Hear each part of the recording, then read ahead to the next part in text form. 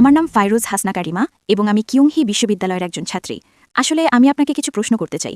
এগুলো যদি আপনার কাছে ভিন্ন ধর্মী বা অপ্রচলিত মনে হয় সেজন্য আমি দুঃখিত, কারণ আমি কেবল বিষয়গুলো নিয়ে ভাবছি। আমার প্রথম প্রশ্ন হলো, আপনি কেন মনে করেন যে একজন মানুষের জন্য, বিশেষ করে একজন মুসলিমের জন্য, জীবনে শুধু ভালো কাজ করা, অন্যদের ক্ষতি না করা এবং সৃষ্টির প্রতি সদয় হওয়াই যথেষ্ট নয়? আমি এমন অনেক মানুষকে চিনি যারা আল কুরআন অনুসরণ করার দাবি করে, কিন্তু তারপরও তারা অন্য মানুষ এবং আল্লাহর অন্যান্য সৃষ্টির প্রতি অন্যায় আচরণ করে। আমার মনে হয় আল্লাহর সৃষ্টির প্রতি ভালো হওয়া অবশ্যই গুরুত্বপূর্ণ, কিন্তু যদি কেউ আল্লাহর প্রকৃত নির্দেশনা অনুসরণ না করে তবে বিষয়টি কিছুটা অসম্পূর্ণ থেকে যায়। আরেকটি প্রশ্ন হলো, আপনি কেন মনে করেন যে আমাদের মুসলিমদের জন্য কেবল অন্তরে ঈশ্বরে বিশ্বাস রাখা যথেষ্ট নয়? আমরা তো নিজেদের মধ্যে ঈশ্বরের প্রশংসা করতে পারি, তার প্রতি কৃতজ্ঞতা প্রকাশ করতে পারি, তাহলে আমরা নিজেদের মতো করে প্রার্থনা করতে পারি না কেন? কেন প্রার্থনা অবশ্যই সালাতের নির্ধারিত রূপেই হতে হবে? এবং আমার শেষ পয়েন্ট হলো, বোন, একবারে একটা প্রশ্ন। আপনি যদি 4-5টা প্রশ্ন করেন উত্তর দেওয়া কঠিন। ওকে ওকে বোন, 2টো প্রশ্ন করে ফেলেছেন। প্রথম প্রশ্ন হলো, কেন কিছু মুসলিম খারাপ কাজ করে? কেন আপনারা শুধু ভালো কাজ করতে পারেন না এবং খারাপ কাজ না করে থাকতে পারেন না? এটাই প্রথম প্রশ্ন। এবং এটা কি আবশ্যক যে যখন আমরা প্রার্থনা করি তখন আমাদের একটা নির্দিষ্ট নিয়মে প্রার্থনা করতে হবে? কেন আমরা আমাদের পছন্দ মতো প্রার্থনা করতে পারি না? এটাই প্রশ্ন। প্রথম প্রশ্নের ব্যাপারে কেন অনেকে যারা বলে যে তারা মুসলিম তারপরও খারাপ কাজ করে? বোন, কোরআন আপনাকে এমন একটা কথাও বলে না যা খারাপ। আপনি কোরআনের একটা আয়াত দেখান আমাকে যা মানবতার বিরুদ্ধে। এমন একটা শিক্ষা নেই ইসলামে। কোরআন বা সহিহ হাদিসে এমন একটা শিক্ষাও নেই যা মানবতার বিরুদ্ধে। এমন কিছু মুসলিম থাকতে পারে যারা কোরআন অনুসরণ করছে না এবং ভুল কাজ করছে। যেমন ধরুন, কোরআন বলে প্রতারণা করো না, এমন অনেক মুসলিম আছে যারা প্রতারণা করছে। কোরআন বলে প্রতিবেশীদের কষ্ট দিও না, প্রতিবেশীদের সাহায্য করো, তারা প্রতিবেশীদের কষ্ট দিচ্ছে। তো বোন, এই হলো খারাপ উদাহরণ। এটা সেই একই উত্তর যা আমি আগে দিয়েছিলাম, যে অনুসারীদের দেখে ইসলামকে বিচার করবেন না। যেমন ধরুন, একটা স্কুলে, খুব বিখ্যাত একটা স্কুলে কিছু ছাত্র ক্লাসে প্রথম হয়, কেউ সেকেন্ড ক্লাস পায়, কেউ থার্ড ক্লাস পায়, কেউ ফেল করে। আপনি কি এর জন্য স্কুলকে দোষ দিতে পারেন?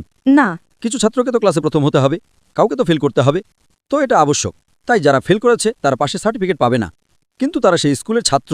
ঠিক না ভুল? ঠিক। ঠিক একইভাবে যারা নিজেদের মুসলিম বলে এবং তারা ভুল কাজ বা খারাপ কাজ করে তারা পাশে সার্টিফিকেট পাবে না, তারা সেই স্কুলের খারাপ ছাত্র। কিন্তু আপনি কি এর জন্য স্কুলকে দোষ দিতে পারেন?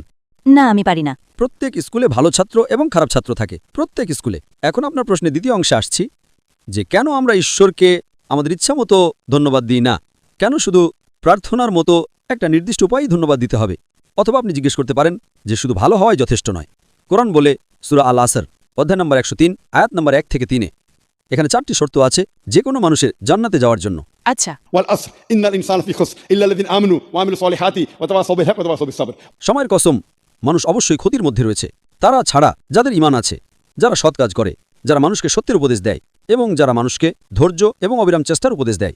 শুধু ঈমান নয়, ঈমান মানে ঈশ্বরে বিশ্বাস করা যথেষ্ট নয়। আপনাকে নেক কাজও করতে হবে। ডাকাতি করা উচিত নয়, প্রতারণা করা উচিত নয়, অন্যদের সাহায্য করা উচিত। দ্বিতীয়টি হলো, প্রথম হলো ঈমান, বিশ্বাস। দ্বিতীয় হলো সৎ কাজ। তৃতীয় হলো মানুষকে সত্যের উপদেশ দেওয়া, মানুষকে সঠিক পথে ডাকা। এবং চতুর্থ হলো মানুষকে ধৈর্য এবং অবিরাম চেষ্টার উপদেশ দেওয়া। যদি এগুলোর কোনোটিও বাদ পড়ে, সাধারণ পরিস্থিতিতে আপনি জান্নাতে যাবেন না। আচ্ছা। যেমন ধরুন, আপনি বলতে পারেন এমন মানুষ আছে যারা খুব ভালো, প্রতারণা করে না, ডাকাতি করে না, অন্য মানুষকে সাহায্য করে, খুব সত্যবাদী, কিন্তু তাদের বিশ্বাস নেই, তারা ঈশ্বরকে ধন্যবাদ দিচ্ছে না, অথবা তারা ভুল ঈশ্বরকে ধন্যবাদ দিচ্ছেন। এমনকি তারাও জান্নাতে প্রবেশ করবে না, এমনকি তারাও স্বর্গে যাবে না। কেন?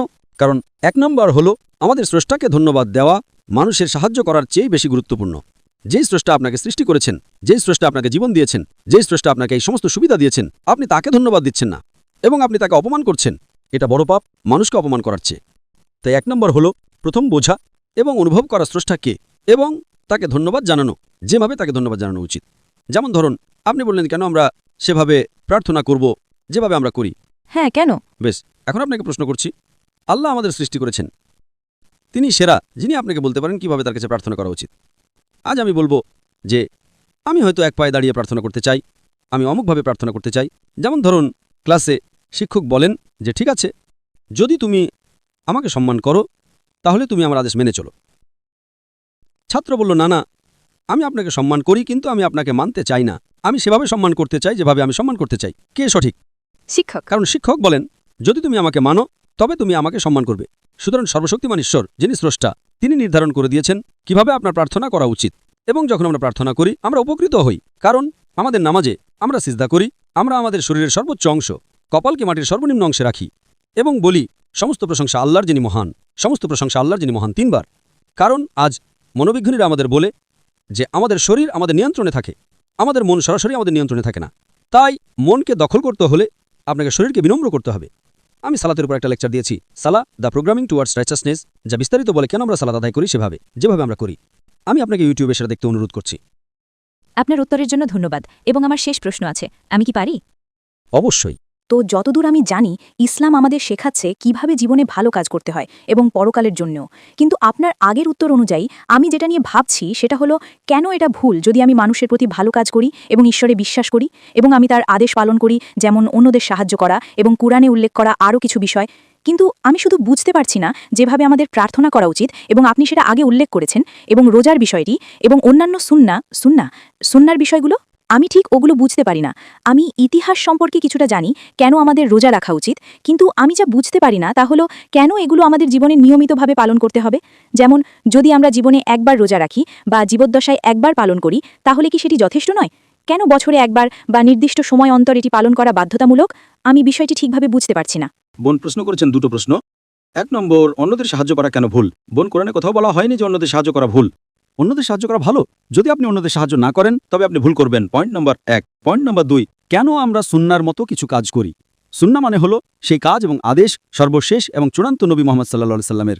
যেমন আপনি জিজ্ঞেস করলেন কেন আমাদের রোজা রাখা উচিত এবং কেন আমাদের নির্দিষ্ট মাসে রোজা রাখা উচিত। আমরা রোজা রাখি কারণ এটা ইসলামের অন্যতম খুঁটি। আর কোরআন সূরা বাকারার অধ্যায় নম্বর 2 আয়াত নম্বর 183-তে বলে যে তোমাদের উপর রোজা ফরজ করা হয়েছে যেমন তোমাদের পূর্ববর্তীদের উপর ফরজ করা হয়েছিল, যাতে তোমরা আত্মসংযম শিখতে পারো, তোমরা তাকওয়া শিখতে পারো, তোমরা ধার্মিকতা শিখতে পারো, তোমরা খোদাভীতি অর্জন করতে পারো। কেন আমরা একসঙ্গে রোজা রাখি? কারণ আমরা একতায় বিশ্বাস করি। রমজান মাসে সবাই রোজা রাখি কারণ আমরা একতায় বিশ্বাস করি। যখন আমরা প্রার্থনা করি আমরা একসঙ্গে প্রার্থনা করি। যদি আপনি একতার সাথে প্রার্থনা করেন তবে একা প্রার্থনা করার চেয়ে আপনি বেশি সওয়াব পাবেন। একইভাবে রোজা মানে আপনাকে 1 মাস রোজা রাখতে হবে, তাই 1 মাস সম্পূর্ণভাবে রমজান মাস হিসেবে নির্ধারণ করা হয়েছে। এটা 29 থেকে 30 দিন এবং আমরা নবীর সুন্নার শিক্ষা অনুসরণ করি কারণ তিনি সর্বশক্তিমান ঈশ্বরের সর্বশেষ এবং চূড়ান্ত নবী। বোন, আমি আপনাকে জিজ্ঞেস করছি, আপনি কি বিশ্বাস করেন একজন ঈশ্বর আছেন? হ্যাঁ, আমি ঈশ্বরে বিশ্বাস করি। আপনি কি বিশ্বাস করেন নবী মুহাম্মদ সাল্লাল্লাহু আলাইহি সাল্লাম ঈশ্বরের নবী? হ্যাঁ, আমি ওটাতেও বিশ্বাস করি। তাহলে এর মানে আপনি একজন মুসলিম। হ্যাঁ, আমি জানি। ঠিক আছে। ধন্যবাদ। বোন, আপনি কি শাহাদা আরবিতে বলতে চান? কারণ একজন মুসলিম হতে হলে অন্তত 2টা জিনিস থাকা দরকার। তাহলে বিশ্বাস করা যে ঈশ্বর এক, হ্যাঁ। বিশ্বাস করা যে নবী মুহাম্মদ সাল্লাল্লাহু আলাইহি সাল্লাম ঈশ্বরের নবী। বাকি সবকিছু পরে আসে। তাই যদি আপনি এই 2টো জিনিসে বিশ্বাস করেন, আপনি কি শাহাদা আরবিতে বলতে চান? আমার মতে আপনি একজন মুসলিম। হ্যাঁ। আপনি কি শাহাদা আরবিতে বলতে চান? আমার মতে আপনি একজন মুসলিম। হ্যাঁ, আমি একজন মুসলিম। ও, আপনি মুসলিম? হ্যাঁ, আমি একজন মুসলিম। আসলে আমার বাবা মাও মুসলিম এবং পুরো পরিবারও মুসলিম, কিন্তু আমি নিজেকে শুধু এটাই প্রশ্ন করছি যে এটা কি, এটা কিসের জন্য বা এরকম কেন। তাহলে এখন কি বিষয়টা পরিষ্কার হয়েছে? হ্যাঁ। তাহলে এখন বুঝতে পারছেন এগুলো সঠিক শিক্ষা? আমি মনে করি অল্প কিছু। ভালো বোন, আমি আল্লাহর কাছে দোয়া করি তিনি আপনাকে আরো সঠিক পথ এবং আরো হেদায়েত দেন ইনশাআল্লাহ। তাতে কি সমস্যা আছে যদি আমি আমার মতামত দিই? কিসের? একটা বিষয়। আচ্ছা। তাহলে আপনি বললেন জান্নাতে যাওয়ার জন্য মানুষের 4টি গুণ থাকতে হয়, ঠিক তো? হ্যাঁ। যেমন ঈশ্বরে বিশ্বাস করা এবং আরেকটি কি আমি ভুলে গেছি? সৎকর্ম।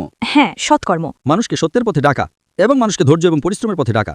হ্যাঁ, তো আপনার মতে কি এটা একই? তাদের ক্ষেত্রে কি এতে কোনো পার্থক্য হয়? যারা অন্য মানুষের উপকার করে কিন্তু সালাত আদায় করে না এবং প্রার্থনা করে না কিন্তু ঈশ্বরে বিশ্বাস করে, এবং যারা সালাত আদায় করে এবং মানুষের উপকারও করে তবে মাঝে মাঝে তারা মানুষের প্রতি ভেদাভেদ করে এবং অন্য মানুষ সম্পর্কে খারাপ কথা বলে, যদিও তারা সালাত আদায় করে এবং ঈশ্বরে বিশ্বাস করে, তো তাদের উভয়। আপনি মূলত আমাকে একটা প্রশ্ন করছেন যে একজন ব্যক্তি যে সালাত আদায় করে এবং কিছু খারাপ কাজ করে সে কি ভালো, নাকি যে ব্যক্তি ভালো কাজ করে এবং সালাত আদায় করে না? ঠিক?